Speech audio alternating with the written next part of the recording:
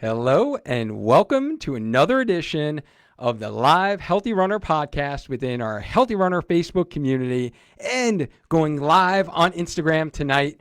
In this episode, I'm going to be talking about what exercises you should be doing for running. Have you wondered which exercise is best for running? Do you want to know what exercises make you run faster? What exercises should you do instead of running? So welcome to the live launch party. In case you just found out, today is the big day. It's finally here. It has been 9 months in the making, and the brand new program for dedicated runners is live and available for purchase for Cyber Monday. So imagine you running at your most confident and strongest without having to think or spend time wondering what you need to do for workouts to stay sane and run this winter so you can feel good about yourself again. The new Healthy Runner Strength Program will do just that and is for the dedicated runner who wants to level up over these next 3 months and continue moving forward, even if winter is coming and we are still going through COVID. So for those of you who are here on the live, can you do me a favor and just comment live? Let me know you're here. I want to see who is here. And if you're watching this on the replay, can you comment replay? So also, guys, if you have any questions about the new program that just dropped today, drop it in the comment box as we go through this episode.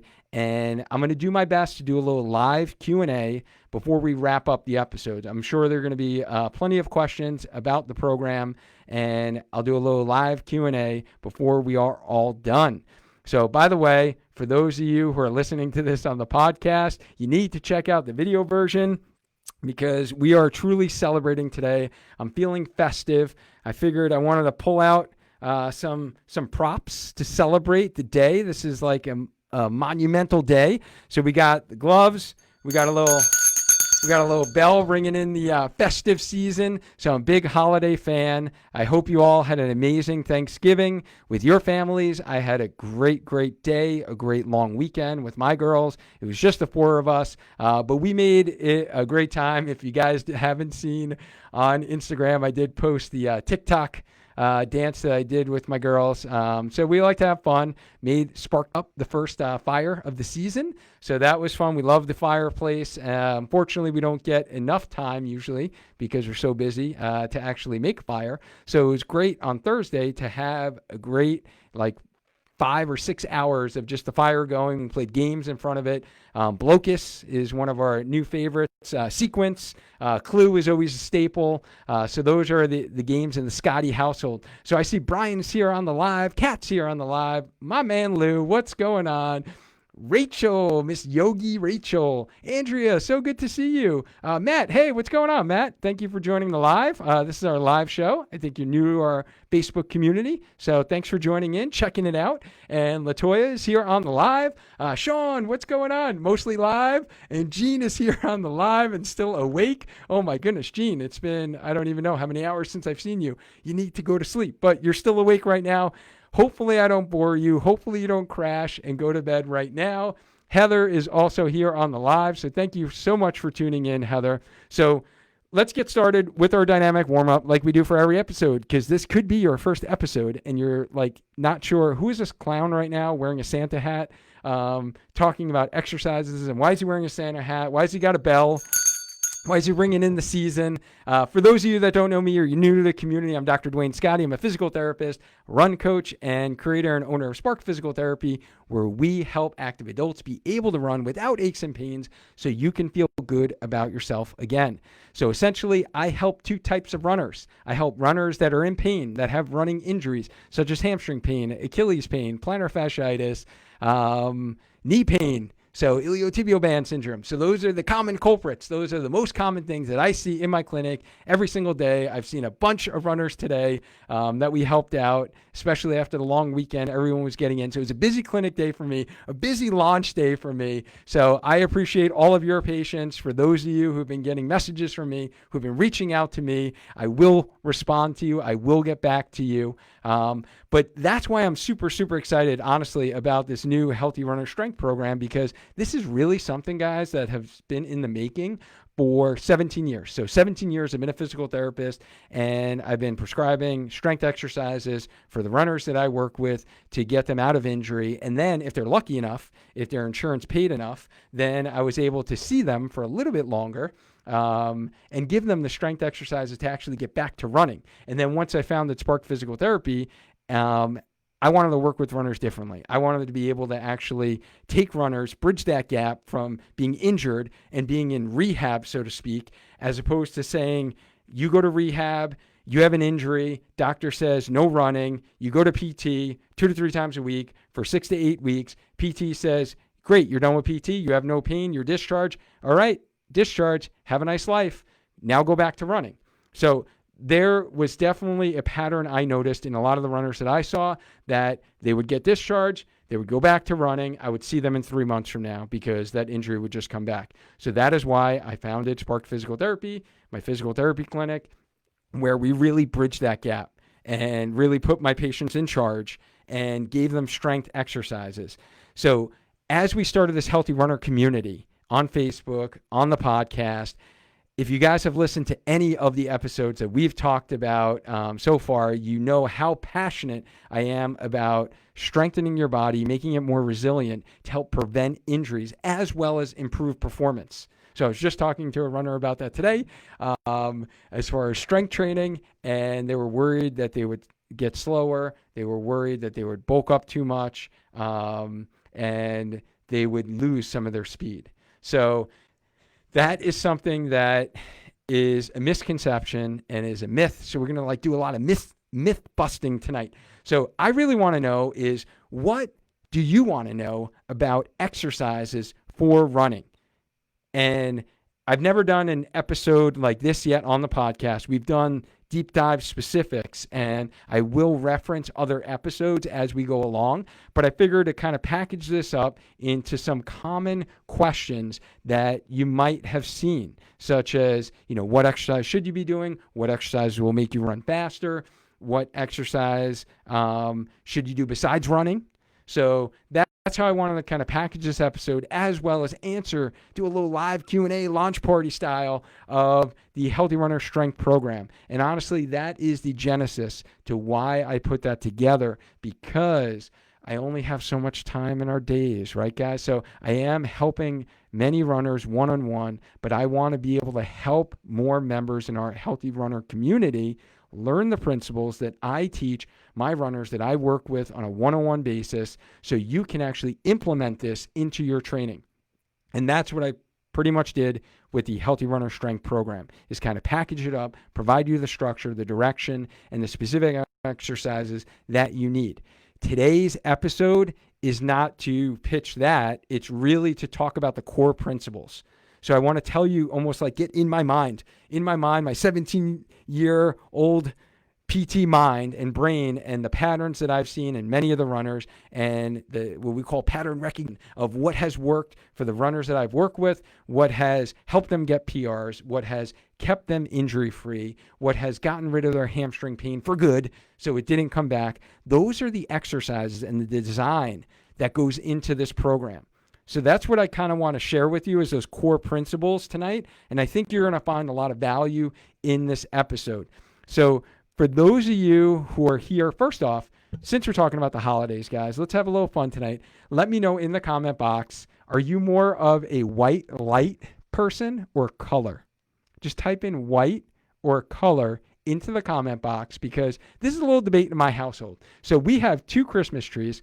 So yes, we have 2 now because we've gotten so many ornaments now, which is honestly a great thing, because I don't know if you guys are like us, but every year we get more Christmas ornaments to kind of signify events in our lives, right? So when my wife and I got engaged, we got like 2 engagement ones. We got a couple for the wedding. That was actually one of our things that we gave out for our wedding, was a custom ornament, because our wedding anniversary is actually coming up this Friday, December 4th. So we're coming up on 15 years, so kind of excited about that. But our wedding was in December, so we have all these like memories in these ornaments, right? So every Disney trip, we get ornaments. Every place we visit, we get an ornament. So it's like our thing, right? So now we have so many ornaments that we needed to buy 2 trees. So 2 Black Fridays ago, I bought nice little Black Friday special. So traditionally, I'm gonna let you guys in. This is a little like behind the scenes sneak peek at what the Healthy Runner podcast host does when he's not talking about podcast episodes. Is I've been a huge Black Friday fan. I've gone out every single year, probably for the last 15 years, and get up at 4 a.m. just like I do every single morning for my runs or to go to the gym, and I go to the stores. It's like my workout. So talking about like interval training, talking about switching up your workouts for running, like do a Black Friday, not in a pandemic, and that is a fantastic workout. I would come back with a car like full of all these boxes, and I'd have a blast in the meantime. Get back at like 8, 9 a.m. and be done with my shopping. So this year, I didn't do any of that at all. I actually did not purchase one thing on Black Friday. So that's why I'm super excited to honestly be here live with you on Cyber Monday. Cyber Monday, anyone take advantage of the deals on Cyber Monday? Who's shopped on Cyber Monday? Just type in Cyber Monday into the comment box. Let me know. And getting back to my original question there, Andrea's a fan of the white lights. Brian's like color. Rachel likes both. Matt likes both. Lou, he says, me too. I'm assuming both. And Cheryl says white lights, putting them up and listening to the live. Awesome, Cheryl. Cheryl, I want those lights to be done by the time I'm done talking. All right. I'm going to put a little deadline, a little accountability for you. Kat says white on my tree, color on the other trees. We have more than 2 trees. Oh, Kat, you even have more than I do. Latoya says white lights all the way, but my family feels differently. Oh my goodness. I know. Isn't this like such a contentious topic? Same thing. My wife is like, wants color on the main tree, but myself and the girls are more like, I think the white looks classy, and I have all white lights around the house otherwise. So I'm like, how can we have a colored tree with white lights elsewhere? And my pet peeve is like outside. I don't like too much color outside. I do put a lot of lights up outside. So for those of you who know where I live, drive by my house after this weekend. I've put up some lights, but not all of them. And I like to think that I have a pretty good display that we put on, but I'm a big fan of the white lights. I think it looks classy. Rachel says that she worked at Toys R Us when she was 16, could never go shopping on Black Friday after that. Oh my goodness. I'm sure you have some stories for us. So let me know, guys, are you ready? If you are currently strength training and you're ready to take it to the next level so you can make the first 3 months of 2021 the best running you have ever experienced. If that is you, type in ready into the comment box, because the core principles that we're going to be talking about in this episode are really what exercises you should be doing for running. That is really the foundation of the Healthy Runner community, the healthy, whether it's on the podcast, within the Facebook group. And for those of my friends on Instagram following at Spark Your Training, if you guys have seen any of the posts, you know that's what I'm all about, is strength training in order to run. So first question is, what exercises should you be doing for running? So this really goes back to the first 5 episodes of the podcast.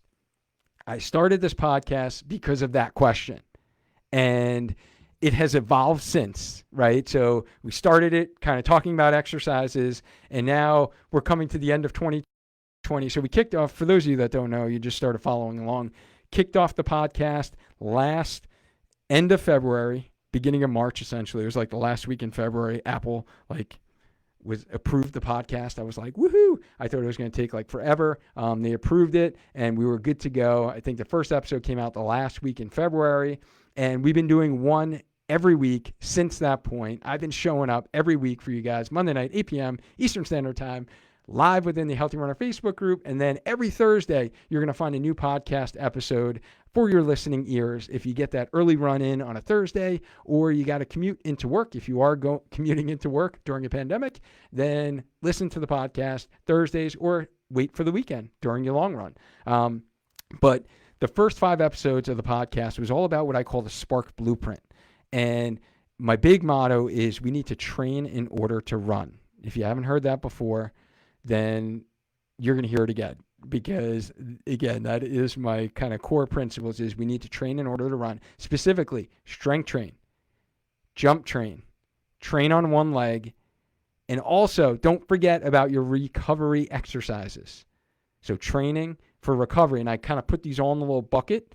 So this would be like your foam rolling exercises. This would be your stretching exercises, whether it's dynamic stretching, so like a dynamic warm-up, like the 5-minute dynamic warm-up that we have, or our static stretching. So those of you who are here on the live, let me know. Let's see how much you guys have been paying attention. When do we do our static stretching? Before or after our runs? Type it into the comment box. Let me see those of you who are here on the live. So Jean says that she's grew up with color, but white is very classy. I agree, Jean. Christmas tree, CrossFit, Kat says. Rachel says she's ready. Kat's ready. Latoya's ready. Ready to level up. Latoya, you've been leveling up all year. All right. You're just like continuing it into 2021. Matt says he's ready. Heather's ready. And Cheryl says after. Ooh, let's see if anyone has anything else to say on when we perform our static stretching. So for those of you who don't know, static stretching is you hold, you think about like your classic hamstring stretch. You bend over, touch your toes, right? You held that for probably 20 or 30 seconds. So when is the best time to perform that? Before or after your runs? So we're going to come back to that. I want to see if some other people, before I give away the answer, kind of comment in the comment box so we can clarify that. But those are really the exercises you should be doing in order to run. So strength train, jump train, train on one leg, and then your recovery exercises to take care of those muscles that have been working so hard during your runs. So let's get to which exercises is best for running. So the best exercises, or the exercises that are best for running, I should say, is really ones that work your running specific muscles. And that is kind of the genesis of the design of the Healthy Runner Strength Program. Is we work one of the main running muscles at least once in every workout. So it's an equal opportunity exercise program. A lot of times when we go to the gym, sometimes, and if you've seen exercises and maybe you don't have a science background, you don't know much about anatomy and muscles and all of that, like I couldn't tell you the first thing about numbers, spreadsheets. I'm like terrible, right? My wife will tell you. Bills, financials, like all that stuff. She's the accountant. She takes care of that. I could not tell you anything about that. It's funny. Some of my clients will like laugh at me because sometimes my Excel spreadsheets that I kind of lay out their program get all messed up and there's like equations in there. I don't know what the heck is going on. So I wouldn't expect everyone to know anatomy, muscles, how they function. And when you design an exercise program, you need to make sure that you are hitting all of the muscles in order to prevent muscle imbalances. And there are certain specific muscles that we call running specific muscles, or muscles that are used when you run.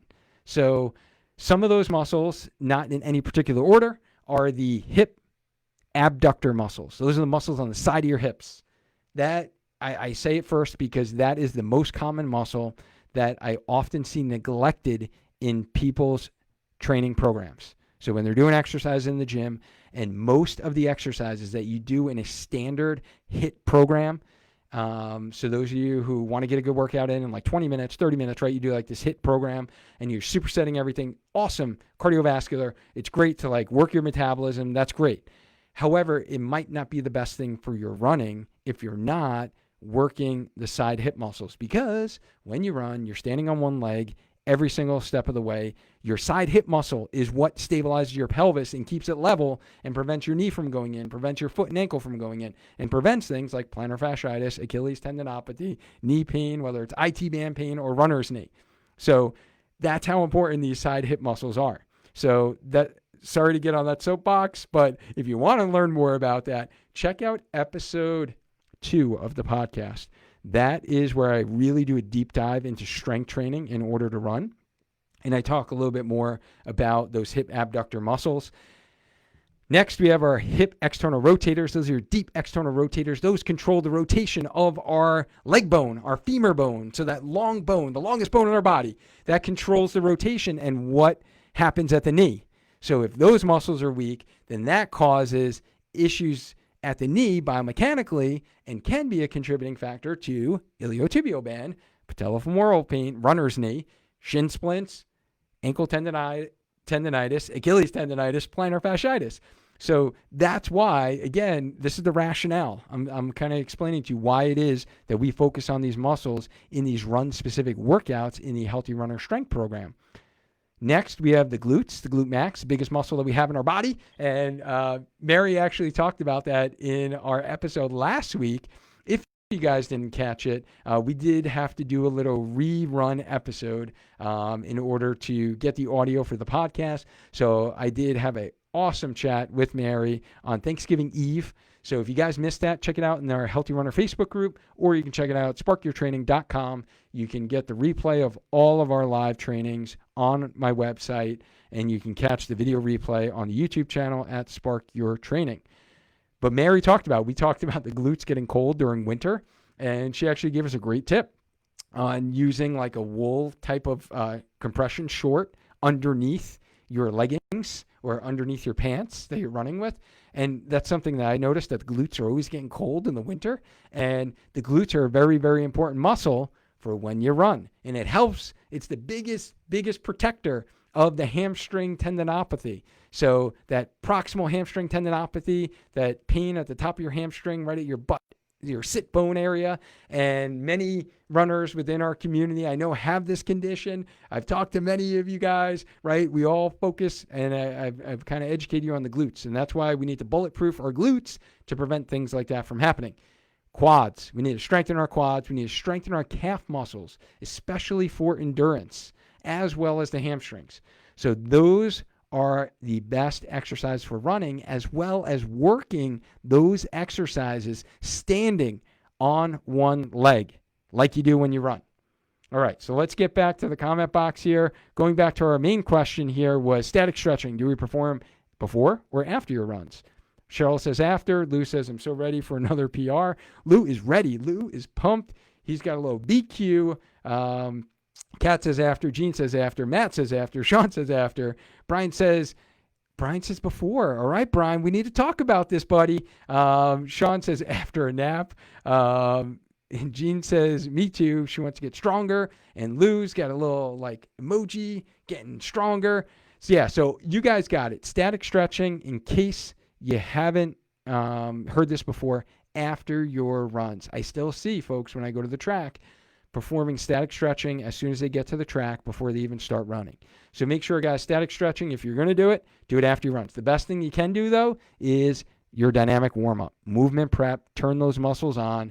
We have a 5-minute dynamic warm-up available on my YouTube channel. If you don't have the link of that yet, you can go right to the Spark Your Training YouTube channel. It should be the first video. I think I saved it at the top for you because it's been the most popular watched video on my channel. But if you can't find it and you're on Facebook here, if you comment 5-minute warm-up in the comment box, I'll shoot you the link so you can get that 5-minute warm-up in case you are new to our community. So next question, guys, I have for you is, what exercises make you run faster? What exercises make you run faster? For those of you who are here in the live, let me know. What types of exercises do you think can run faster? As we're waiting on that response here, Lou says stretching after the run, but not after an extended long run. Thanks so much, Coach Lou. Man, Lou, you're always adding great knowledge to our community. Thank you so much for adding that. I agree 1,000%. After a long run, I know my muscles do not like being stretched. So think about those long runs. If you're doing half marathon training, your muscles, honestly, they're so fatigued and they're like tightened up now and they're less resistant to stretch. I prefer actually foam rolling after those runs and doing some light mobility. So kind of light mobility work to loosen things up, get them moving, get them out of that running specific. And Kelly, what's up on Instagram? I see you, Kelly. I know you're in our Healthy Runner Facebook community, but you're here on the live on Instagram, and you put in the comment box there, plyometrics, and you would be right. So Kelly's nailing it on Instagram. I love it. Kat adds that it's a great dynamic warm-up. Andrea, jump training. Andrea's been following along too. She's got some knowledge up in there. another professor there. She's got some knowledge. She knows a little bit about the jump training. So yeah, guys, if you want to get faster for running, you need to do plyometric training or jump training. So that is where you're actually leaving the ground when you exercise, returning to the ground, and controlling that motion, just like you do when you fill in the blank, when you run, right? So when we run, our foot leaves the ground and then it returns to the ground. We need to dissipate those forces. We use our muscles to do that. And if you have weakness in those muscles or your muscles can't function in that fashion, then you're going to have more what we call joint reaction forces that go up your foot, up to the knee, up the whole chain, up to your hip, up to your lower back area. So for those of you who have like super high arches, which is not the most common foot type, but they are out there. I just evaluated one today. If you have a super high arch, we call those chandelier shakers. They like walk around their hardwood floor. They're not sneaking up on anyone. You hear them coming from a mile away. You guys know who they are. You know who they are in your family. Those people can't dissipate forces. So they should be running, and when we talk about shoes and footwear, they should be running in something more cushioning to dissipate those forces. So they're not just getting rock hard bones and then their joints don't really unlock a lot to dissipate the forces, because pronation, which is where your foot flattens, the whole purpose of pronation and why we pronate is to act as a shock absorber to help dissipate those forces. If we didn't pronate, we wouldn't dissipate any force, and then we increase our risk for stress fractures. So that is the whole purpose of pronation. That's why it's not great if you do have a super high cavus foot type, we call it, really high arch, because you are more at risk for getting something like stress fractures, and because your foot cannot dissipate the forces. However, if you're on the other end of this pendulum, the spectrum, and you're that kind of flat pancake foot where you're like a ninja, you can like sneak up on anyone, no one hears you coming, and then you're on like the other end of the spectrum where, because your foot splays out so much, a lot of times it puts a lot of extra strain on the soft tissue, so the tendons. So that's where plantar fasciitis, Achilles tendinopathy, ankle tendonitis, shin splints, all of those things happen from kind of too much of that pronation. I forgot, honestly, how we got on that little rabbit hole there, but hopefully that was helpful to understand what pronation is and why this is why we were talking about jump training. Is your muscles need to be able to dissipate those forces. From if you have that high arch foot, you need to be able to use those muscles so they don't go up the chain. And then if you have that low arch foot, if you're landing when you're running and your foot's going in like this, then your whole knee is going to go in with it. So then that causes a lot of the problems that we see up the chain. So being able to train your muscles plyometrically or with jump training makes you more efficient so you can dissipate those forces when you're running. Helps prevent injury and will make you run faster. So training plyometrically is definitely one of the things that I find missing in a lot of runners' programs. The other thing is when you strength train, you need to strength train explosively. Not every single exercise, but you need to have some exercises dedicated to explosive training. So those of you who ran through our beta kind of healthy runner strength program back then when COVID first hit in the spring, in case you guys weren't around then, I call it the Spark Fitness program, where everything got shut down, gyms were closed, so I started working out in my living room. And that was really the beta test of this healthy runner strength program. Do you guys remember that explosive lunge exercise that we did, like kind of go into your sofa and you went into what we call a triple extension? So you worked what we call the posterior chain, the back of your leg. Mary actually talked about that on last week's episode, but using your calf muscle, using your glutes specifically, and you use your hamstrings as well, but kind of coming out from a lunge position, exploding up like triple extension. That's what you're going to do when you try to increase speed when you're running. So if you want to get faster, you do need to train explosively. So you want to think about kind of exploding through certain strengthening movements. Kettlebells are another nice way to train explosively. So I actually happen to have one right here. So kettlebell training can be very effective at using the weight to gain some explosive movements. So you should be training explosively. You should be doing jump training if your goal is to run faster. definitely training goes into that as well. So let's not forget that element is you need to run and train faster with specific speed work or tempo runs or doing intervals on the track and doing your speed work in order to get faster. So we do know that, but also in your strength training program, make sure you include explosive elements, explosive exercises, as well as jump training or plyometric training. So I just see here on the live on Instagram here, Colton, man, what's up? Hey, I need to give you a shout out, buddy. I hope you're doing all right. I hope you're doing well. I haven't seen you in a while, so I just wanted to give you a little shout out. And then also Kelly here on Instagram says she's got a flat pancake foot. So that's her. So it's going to be super important for you, Kelly, is to strengthen these run-specific muscles I was talking about to control a lot of that excessive motion that your foot, that your knee goes through during your runs. So those are going to be super important. Lou says 80 to 90% easy run and 10 to 20% fast tempo run is the most helpful for endurance runs. What if you're worried about jump training?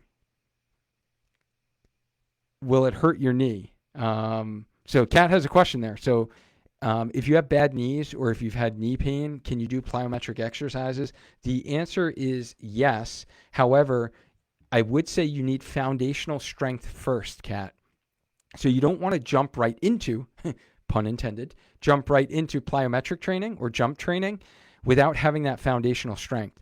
So I always like to make sure that runners have that foundational strength. Matter of fact, within our Healthy Runner Strength program, what we talk about is I kind of explain the exercise of the workouts in the beginning, and those that never did jump training before, or if they were brand new to exercise or strength training, I actually tell them in the intro video that you should not do the jump training exercises. So I give you alternatives. So we do squats, we do lunges, but we don't leave the ground. If you've been strength training for a while and you've been doing exercises, then that is when you do want to start training your muscles plyometrically with jump training.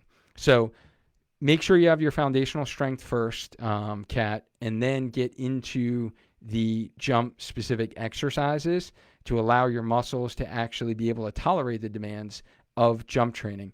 For those of you who have no clue what I am talking about as far as jump training or plyometric exercises, I am not talking about jumping off boxes.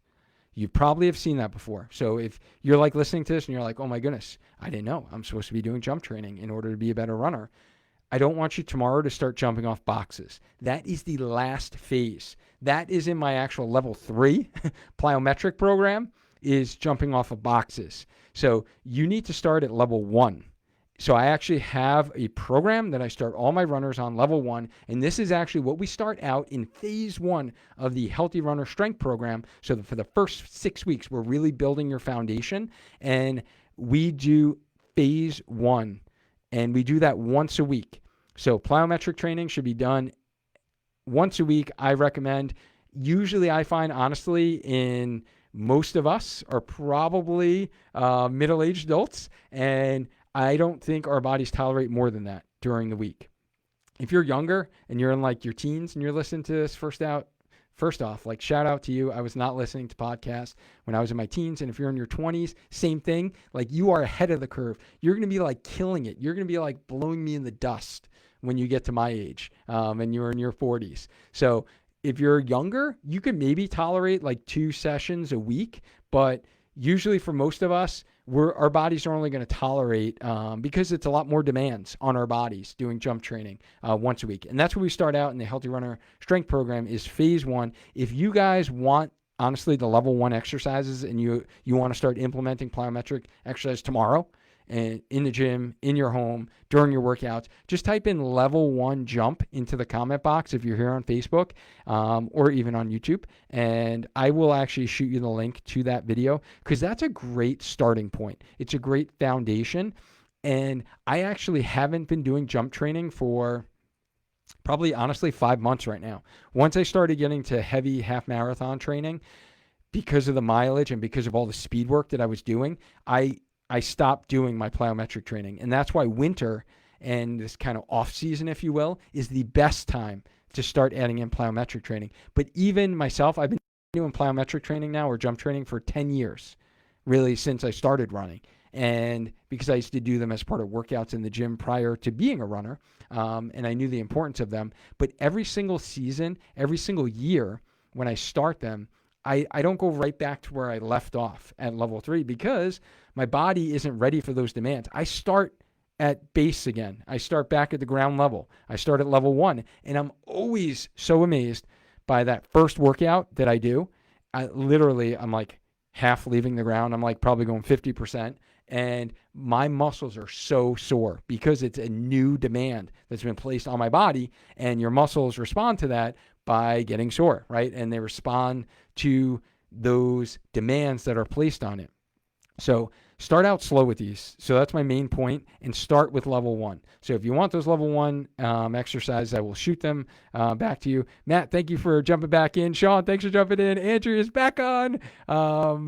Yeah, so Andrew, definitely jumping when no one has disc problems. So it's a no-no when you have disc problems, Andrea says. So yeah, you got to make sure. And Kat says, thank you. My knees are fine and able to do plyometric exercises because of your beta program. Best program ever. Oh, thank you so much for Kat. I was really confirming for a friend, LOL. So Matt, I will definitely shoot you that link to those exercises once I get off here. Latoya says, so true. So many ways to modify and get results. Indeed. Awesome input there, Latoya. So what exercises to do instead of running? Honestly, guys, to answer that question, it's really everything I just talked about. Is you should be doing the principles within the Spark Blueprint. And one of the successes that I think I have finally occurred, and one of the things that's kind of been pushing me, especially during this launch week. By the way, guys, this has been like a tremendous amount of work that I had no clue what I was in store for, but I am super excited that it's finally here, and this Healthy Runner strength program is finally here. But one of the things that I've done is the Spark Blueprint, in which I've referenced before and was kind of those first 6 episodes of the podcast, which is really my 5 tips for healthy running, which is really to train in order to run. So strength train, jump train, train on one leg, treat the soft tissues. So do soft tissue care or your recovery, right? So that's that foam rolling, stretching, and or recovery, what you're doing for recovery. And then training properly, smart, with proper progression. So those are my 5 tips for healthy running, which is part of the Spark Blueprint. I have finally put all of those principles, all of that content in those first 6 episodes into a PDF. So for those that are getting, and I didn't mention this at all in any of kind of the pages for the Healthy Runner Strength program, for those of you who are joining our program, you will get the Spark Blueprint. You'll be the first to get the Spark Blueprint PDF version, which has all the clickable links for all the videos of the exercises that I recommend for starting out, for training on one leg, for doing your plyometric training. And it's kind of like the blueprint, and again, the more in-depth version of what we're talking about tonight, that are the principles of the Healthy Runner Strength program. So you guys are going to get the Spark Blueprint for free, that PDF that will be released. So I'm excited about that. In this episode, guys, we talked about what exercise we should be doing for running, or the core principles of the Healthy Runner podcast and the new strength training program. So during my final stretch here on the podcast for this episode, if I could change one thing about the misconception of the best exercises for runners, what would that be? So I'm asking myself a rhetorical question. Is really doing something different than running, in my mind, is not enough.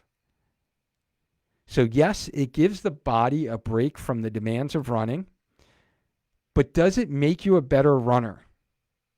Does it strengthen your running muscles?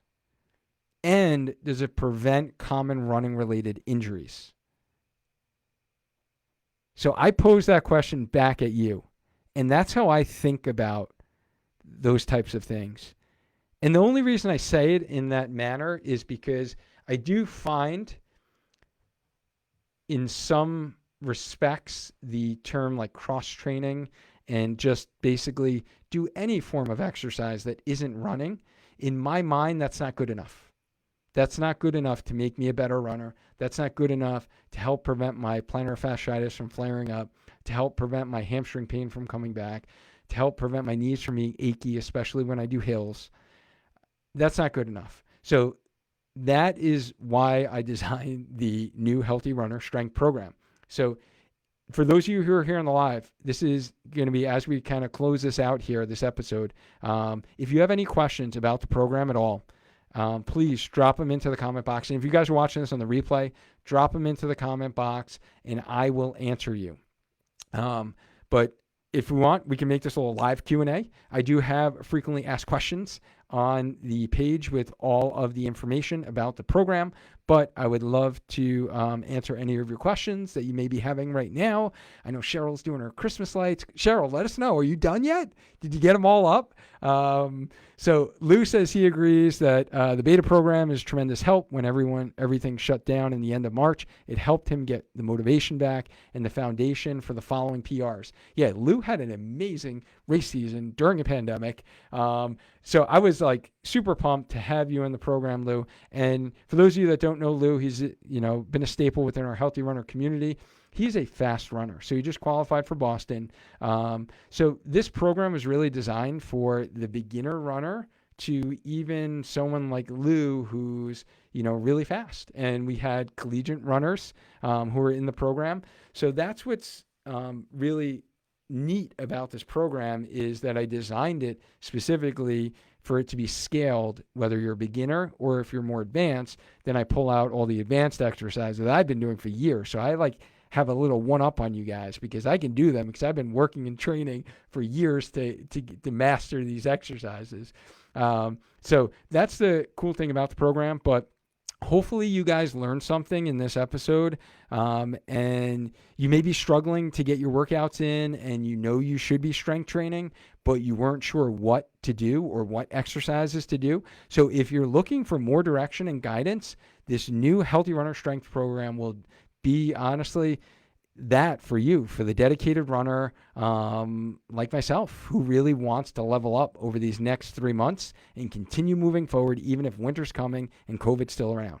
So when all this went down in the spring, I was not going to let COVID get the best of me.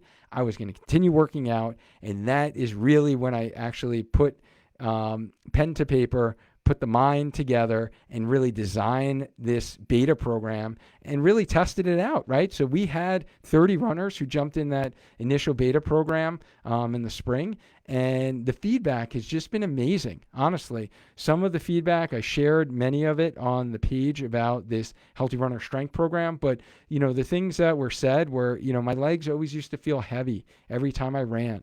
I always thought I wasn't a runner. I was just trying to force the issue. And then once they started strength training and doing the exercises that are in this program, they noticed that their runs were getting easier. They noticed that their legs were not as heavy.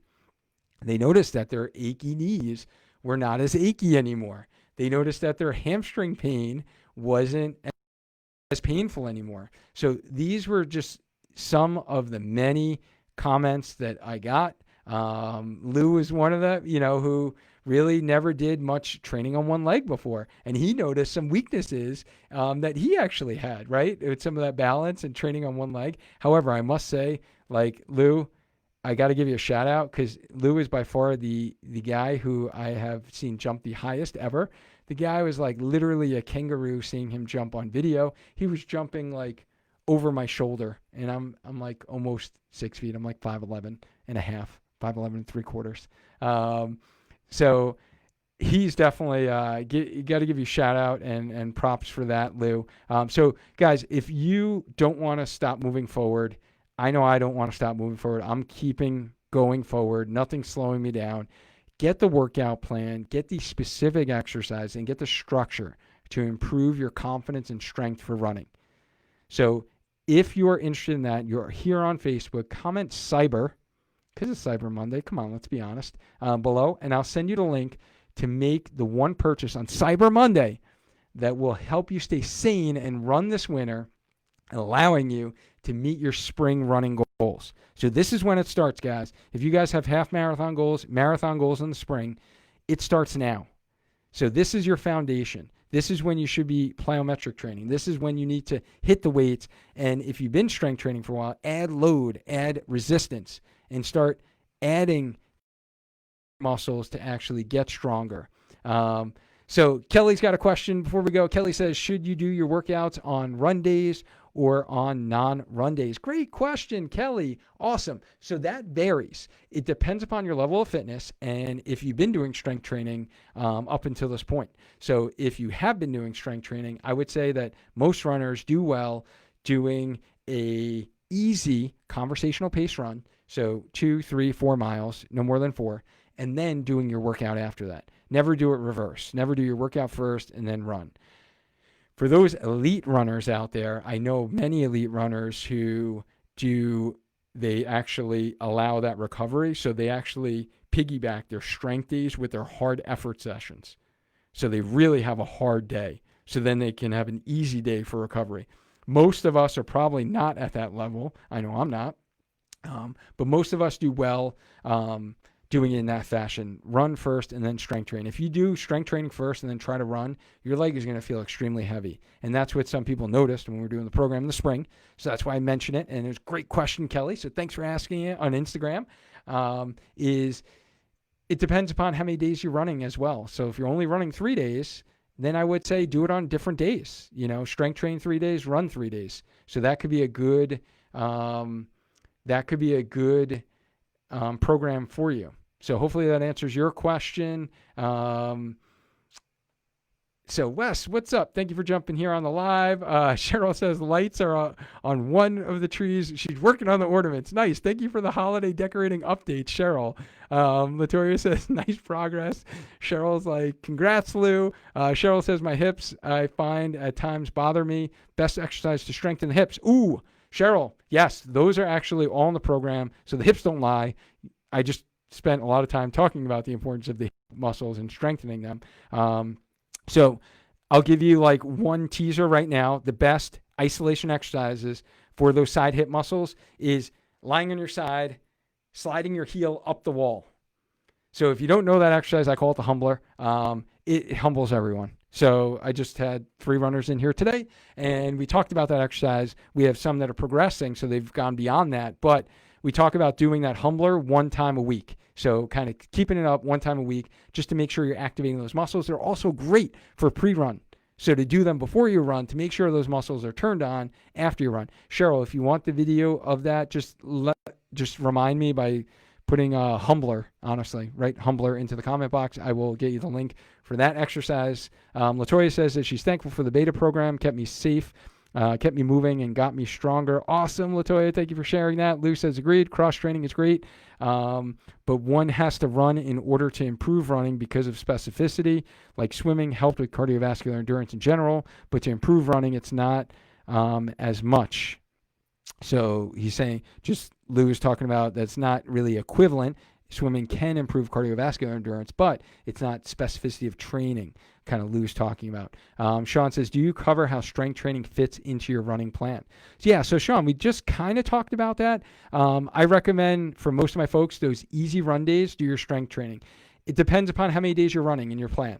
So if you're running only 3 days a week, I would say do them on opposite days of your runs. If you're running 5 days a week, then I would definitely take 2 of those days, make them easy run days, 2, 3, 4 mile days, and then do your strength training. So that's what I do. I do Monday, Wednesday, Friday. I do my, depending upon how busy I am, how much time I have, either a 2, 3, or 4 mile run at the gym before I go into the gym. So that's almost my warm up for my workout. I get a nice, easy conversational pace run in before my workout. So hopefully that helps you, Sean.